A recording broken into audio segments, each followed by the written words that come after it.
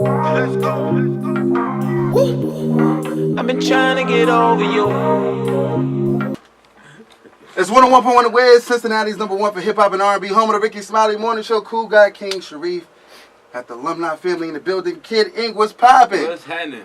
You tell me, man. You running around making things happen from the west to the east. Yeah, I mean, I gotta hit the streets. I feel like I had I was in Europe for a cool minute, so I definitely did the tour out there. But man, I'm back in the States trying to promote this new single "F with You" and this EP7 series and all these new music. And Now, what's the love like, man? I mean, you just made 5 years up and away, and that's big. You know what I'm saying? Like, what's it like having a project like that you can look back on?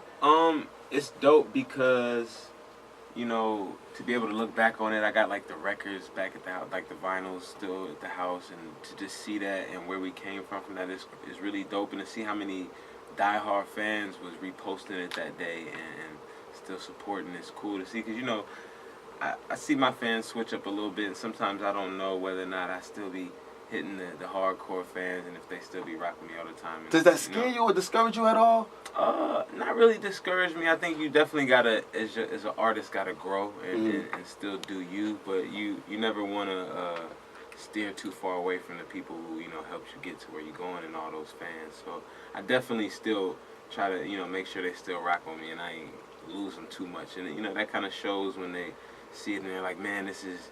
Especially when I release new music and they're like, man, this reminds me of the Kidding from this moment or this moment, and when I still run into fans and they tell me how much different projects like help them out, I definitely still want to feed to those fans. Now, do you remember that when you're working on new music, new projects? How is it? Like, I know fans, one thing I see about you is a lot of fans, they comment a lot and they tell you exactly what they want to see from Kid Ink. Does that like stay in your mind when you're working on some new music? Sometimes, but it's not always healthy. To go into the studio like that, because you're not just creating, just from the creative, mind. It's just you're creating based off of what somebody said, or you're going in there with a thought and like overthinking or double, thinking everything you're saying or the beats you picking. And I try not to work like that. I want to be able to just go in, play whatever's on, and be like, yo, I got a melody for it, or I got some lyrics for it. Let's go in, instead of being like, all right, I gotta go in right now and make this specific song. No pressure. Because somebody, it's just when you put the pressure on it, you could hear it, you could tell, and I feel like those are the records that just feel forced more. So does this mean like not listening to old projects? Are you listening to any old projects before? I never before? listen to old projects. Really? Yeah, Why is that? I never want to feel like sometimes when I used to listen to old projects, I would try to like remake the project again. Like, all right, on this one I had this many songs like this and this many songs like that and that like that, and then I noticed I would go into the studio for the next album and be like, all right, well, we gotta have one like this and we gotta have one like this, instead of just making a bunch of music. And it kind of, I think, takes away from the album blending a little bit more when you're focused on making songs for specific kind of people. I agree. I'm gonna say this, man. You being from the West Coast is kind of crazy, because when your music drops, it's always high energy. You don't even sound like you're from the West Coast sometimes. Sometimes I feel like, oh, you grew up in New York with me. Yeah. Like, what's the vibe? Like, what goes into it? Like, well, I think because, my mother's side of the family is all from Cleveland, and my dad's side of the family was all from Buffalo, New York. And so you kind of home, kind of, yeah. Right, so I kind of, what I'm saying, I definitely had a lot of other influences growing up. I was the only one pretty much from my family who was born and raised in Los Angeles. So I, got my influences from there, but I had so many other people around me that was feeding me different music and different language and different, all kind of different teams. I was into different stuff. So, my favorite CDs growing up was like, from junior high, I was like, It's Dark and Hell is High. Really? Like Method Man, Redman, Blackout, and Harlem World, No Way Out. I used to listen to everything. I'm from Harlem, so that's heartfelt. Nah, that was all my, like, Mace was like my favorite dude growing up. It was just, I had all kind of different influences, I felt like, and even with the movies, because it's a lot of movies out there, Boys in the Hood and stuff, that Menace to Society, which was based on the real streets I was living in.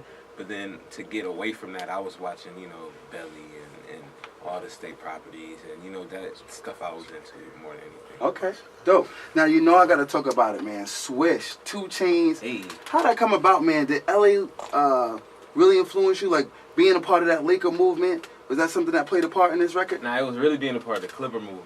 Oh, your Clipper move. Okay. Yeah. Nah. Honestly, truthfully, it was around the time I had the record put together, and honestly didn't know, how I felt about the record at the time as far as if it was the next record for me. But the timing of it, the Clippers and them heard it, and they were like, "Yo, we need this."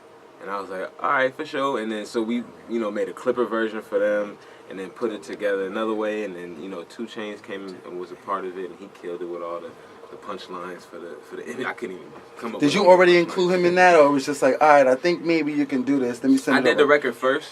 Okay. And then it was the idea, and I think what happens is I usually run past people in the streets or at the shows, or come across them, and we'll talk about getting records together. So in the back of my mind, I'll always have that and be like, all right, this is one that I could send since we talked about it, and I just shoot everything around it. 2 Chainz always been somebody to send the verse back in 24 hours. He good with that. So. Lit, man. Now, officially, you're a ball in my eyes. After that record, the bounce is so crazy. Now, I got to ask you, man. Who did you root for the NBA Finals? I was going for LeBron. I feel like, I've always... This is Cleveland kicking in. I told you, yeah. All my family from Cleveland. So, but, I always... He beat my team in high school back in the day, and that's when I became a fan. It was like, yo, this dude is a beast. So, you pay a little bit more attention from then. And I just watched the growth, and I just respect him as a player, and I think he definitely... So before that, there was no LeBron fan. It was just when he beat your team in high school. Well, that's when I noticed. I was like, who's this kid right here? He going crazy on everybody. I thought the players in my school was the star players in the world at that time. So, it was something to see. And then, but I've always never been a Lakers fan. So that you can never catch me anywhere with a Lakers fan situation, Kobe, nothing like that. It's never supported. I've always been a Clippers fan, underdog fan for the most part. So okay, so I gotta see you in some Clippers wear, man. I don't know what they're gonna do next year. We're gonna see, man. We'll see. See CP3, man. Depth, turn it up, man. Now let's talk about the F with you. Ty Dolla $ign. How did it come about? I was in the studio with my bro Hitmaker. We're doing a whole bunch of different records, and I ended up running into Ty. Because me and Ty homies, we always talk. I ran into him at a Migos show, and backstage I just ran up on him like, bro, it's definitely overdue for us to get a new record together. We ain't really had nothing. We had so much music released on the internet, but it was nothing that was ever like an official single on an album like this is about to go, put a bunch of budget behind it and shoot a dope video and all that. So from there, this record came about, and the record was actually cool when we had it before, but as soon as Ty put his vocals on it, it just brought life to the record, and it became the single from there. First it was just kind of like an album cut, and then he just gave it the life for the single work, and just made it a whole new record from there. And then I cut my verses when I was in Australia, because I had just went on tour. So everything I did before I was on tour, I was still like moving around and shooting emails and everything, and I was in the studio every day. So as soon as we hit Australia, cut my verses, and I really went through that whole process on tour. So I had to like proof mixes and do all this kind of stuff, and then do shows later and really like see how to sing. Does that make it harder for you to make a hit record when you on tour? It's harder for me to, because it happens so fast. Usually I think I have more time to sit in the studio, go over records, really listen to them, change this, change that, had the files all. I didn't really have the opportunity there, so I had to like do a lot of communicating through email and hoping that people was trusting and mixing my stuff and mastering it right and not really, messing it up. So that's a team game. Yeah, man. Definitely. Now, you both being from the West Coast, is he like a go-to artist that, I gotta have Ty Dolla $ign every time I do an album, he gotta be on it? I think it's definitely, I try every time we get in the studio for every project. It's just about getting those right records, and I feel like definitely from when we first started doing music together to where he is now, I feel like his talent has grown so much that it's definitely at that point now. I feel like every time I've been in the studio with him, just recently before, I left to come out here, I was in the studio and he was playing me a bunch of new records. I was just amazed. Yeah, so I'm definitely excited about the new stuff he got going. Nice, man. Let's talk about No Strings, man. Where did Style come from? Did you just... No Strings. Out of nowhere? Star's my homegirl, bro. I've been rocking with Star since like day one.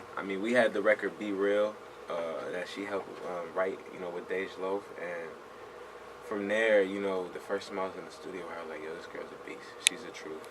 And I think a lot of people didn't understand what I was saying because it was like a first day session and she was just cutting demos and I was like, she's the truth, yo. And then it seemed like I went on tour, a couple months went by and she had a record on everybody's album. And now, honestly, I feel like writing for the best people out here. But my whole biggest thing was I always felt like she should just stay on the records.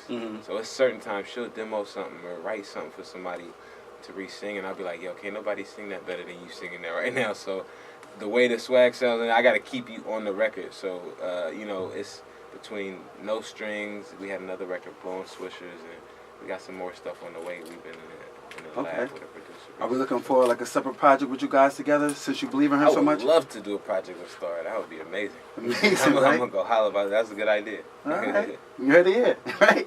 7 Series, the album, man. Is there anything unique about the number 7? For me, you know, because it's 8 records on there, but I threw Swish on there as a bonus record. We didn't really want to, you know, just waste that. And I think I just had 7 brand new records that I wanted to put out. And, you know, the theme behind it kind of was it was an EP. And a lot of times when you do an EP, you know, it is around like 6, 7 records. So I felt like it was just, you know, it all came together, me starting to record the album and honestly came to, like, had these dope 7. And I was like, I got to put these out. I got to figure out some way to put these records out. And they was like, well, if you put an EP out, what you going to call it? And I was just like, man, 7 Series. And I was like, if I think about it like that, I call it 7 Series, not just based off the car. It was based off of the fact that, like, it's a series of a series of EPs now that I could do. And it could be a 7 Series 2, and a Series 3, and a Series 4. And then now it's, you know, it's episodes instead of being just, you know. That explains it all, because I was wondering, like, 8 songs, 7 Series? Right. It was 7 songs. It was supposed to be straight 7 songs. Then it came out, you know, the label, you know, we're going to throw Swish on there as a bonus record. I'm like, all right, whatever you're going to do. I'm glad, though, because you had a video for it. Yeah, it made sense. That. You know, we put a lot of money into it. They was like, we're not about to just act like we not rocking with the record no more. But it was, you know, for me, just the whole key was about getting those 7 that I had just did, those brand new 7 records. Fresh out. And getting them out for the fans. Dope, man.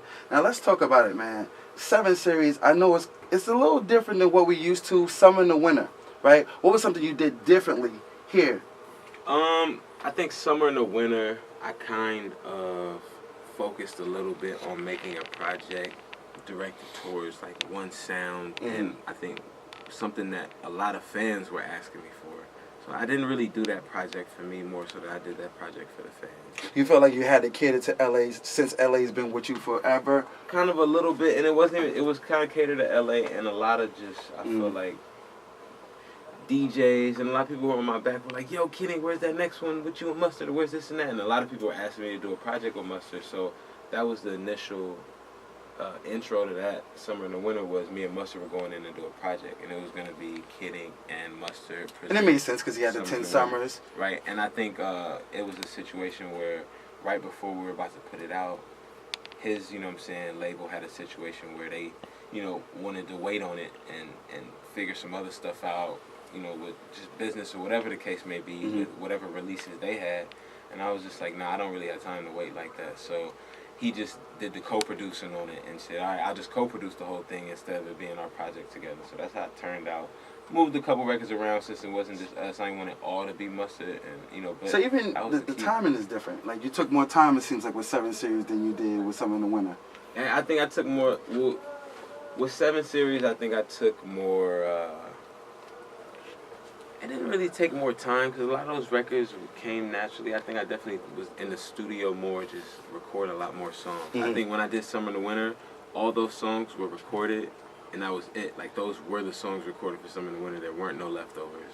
Okay. This one is kind of like a situation where I was just recording, and certain records just stuck out, and I felt like they were just important for me to get out now to kind of intro for some other records I still have, because I feel like I still have records that are I'm in love with way more that just people aren't ready for, and the fans aren't ready for me to go straight from like Summer in the Winter to this. They gonna be like, yo, what happened? So I think it's kind of like a slow intro I gotta do for that. But like I said, Summer in the Winter was like, we just went in there and said, all right, I got a week, 2 weeks.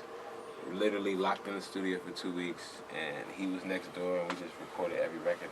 And the first one, we like, that's it. We got 14, let's go. Lit. No thinking about it. Lit. Well, you always got balance, man. Since we're talking 7 Series, let's talk cars for a second, man. Could you name 7 of your favorite cars? 7 of my favorite cars.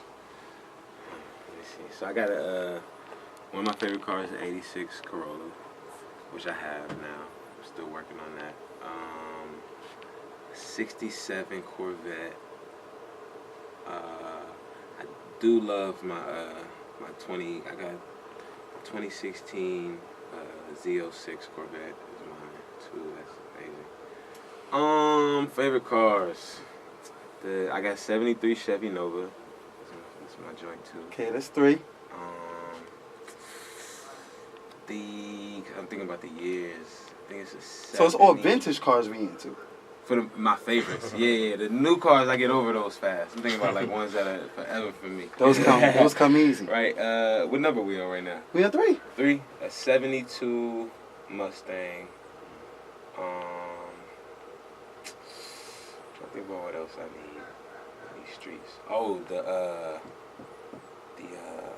what year though? I think it was like a '96 M3. I like the drift now, so it's like half of these is drift cars. What am I at, 5? Yeah. 5. Alright. You're almost there. I love my Cadillac Escalade, man. That's the best truck for me right now. That's not a race car, but it's the truck. It's moving. And then let me see my last one. Oh, I rock with the old. I don't even know what year it was though. But they bringing back the 8 Series now. Okay. They're not a pun on 7 Series, but the 8 Series. It was the 8 Series BMW, the old school one. But you know what I need? I need that BMW for paid in full too. Oh, okay. My that guy. white joint, I need a convertible joint. Okay. For sure. That's what it is. A quick list. Okay, got you. Now, I do have this question for you. Are you guys still riding with hydraulics and stuff like that? Or? He is. For real? my dude Big Chuck for sure still riding on hydraulics, still Shout out to Big burning Chuck. out. Okay. They still doing that. It's still areas in LA and throughout, from LA all the way to Compton, I'm sure, where you could see, on the weekends, one of them Saturdays and Sundays, somebody's driving down the street, still lit, a bunch of cars. Look, man, I'm going to come check you and Big Chuck, man, and we're going to ride I will hydraulics. show you out, man. All right, Liddy, man. Now, let's back up a little bit. I was on your Instagram, creeping a little bit, just trying to see what's going on with Kid Ink. And I seen that, your sister went to prom, man. Oh, yeah. What was that like watching your baby sister go to prom? It was cool. I watched most of it over FaceTime. I wasn't able to make it out because now my family lives like an hour and a half away from me, and I think I had something going on, some event, something like that. So she definitely got mad at me from there, but I still take care of everything. So I gotta, make up for it with buying a dress and buying a car. If I'm not gonna be there, but it's crazy to see my little sister go to prom and grow up. And I figured, I'm like, how does he make time for all this? You're a family guy, you're a father, you know what I'm saying? You're married. Oh, yeah, I try to make time for it, but I'm even about to miss her graduation right now, so now I gotta owe another gift, something crazy. Okay. But I try to fit it in, and I think I took a little time off when I first had my daughter to kind of be at home and get everything straight and make sure that I knew I couldn't stay away that long, so I got to get back on the road and get back to it. And make sure I get my, household straight, get the nanny right, you know what I'm saying, get everybody good, the grandma straight. And I think, I got some help now to make everything balance out. Okay, cool. Now, what's on your mind? What you think you're going to buy your sister? Just curious. My sister just likes shoes. She like Jordans. Okay. And she's a hype beast. She like hype beast shoes. She probably want them zebra Yeezys. Is that something you guys share? You guys go back and forth on the sneaker tip? Absolutely. I think just the sneaker tip and the fashion tip. She's okay. So she dresses in like all my stuff. Like she don't mind taking a XL shirt and figuring it out. So Liddy, man. Now I want to back up, man. Let's talk kidding for a second. You are, to me, underrated, man. A lot of people in LA rock with you, and now it seems like you're finally making your way to the Midwest, and to the East Coast. How does it feel? Just knowing that you are underrated and now starting to get your just due. For me, I think sometimes being underrated, the upside is just the longevity of it. If you could like balance it out, like if you could still be winning and be underrated, I'm chilling, you know. But it definitely, as an artist and as somebody who wants to be at the top, you know what I'm saying, and do all the things. Like I didn't come into the game and just want a record deal. Like that was just a step, you know, and have a million sold and then just be like, that's it. It's, you know, other things that I still So look much at more on a list that I'm like, I ain't done so much, or I ain't got these awards, or did this, or went to this event. It's, for me, you know, I'm still excited and feel like it's motivating more to not hit the top so fast. You know, I got more to look forward to, and not, you know, it's not as much pressure on my back to like have to live up to this. You know what I'm saying? Well, I mean, I definitely have some pressure and want to get back to, you know what I'm saying, have a record like Show Me or anything like that, but it's not, you know what I'm saying, everybody's not putting too much pressure on me themselves, and I still get to earn new fans. Yeah, I like to see when fans don't rock with me and it grows, and I think it lasts longer that way. All right, do you always go back to that one fan? I was like, forget Kid Ink. Oh man, I've seen it, and it's dope because it's crazy with fans, man. Fans they fickle, man. So it's like I've had fans say something about me, and then the next song I released, it be like, see, that's what I wanted to hear. The last one really wasn't it, but this is it. And it's like, all right, but why'd you take the last song so personal on me then? If that was the case, just wait for the next. You might find something you like. But initially, they mind, they get so, you know. I've even argued with fans before and said something back, and then they was like, oh man, I didn't even like that. I was like, take it back. Oh, like you gonna take it back that fast just because I replied to you? You can't. Come on, keep up with it. But you know, sometimes you can't even worry about that stuff. For you. Now you're gearing up for the 7 Series Canadian tour. I would think that you're possibly gonna drop a album in the midst of touring. Definitely before the summer's over. Okay. So we got a name? Come on, drop that. I don't have a name yet. To be honest, I don't have a name. Sometimes I get worried about the names before I get like a lot of the music together, because I think sometimes the name, I'll be looking at songs like, dang, that is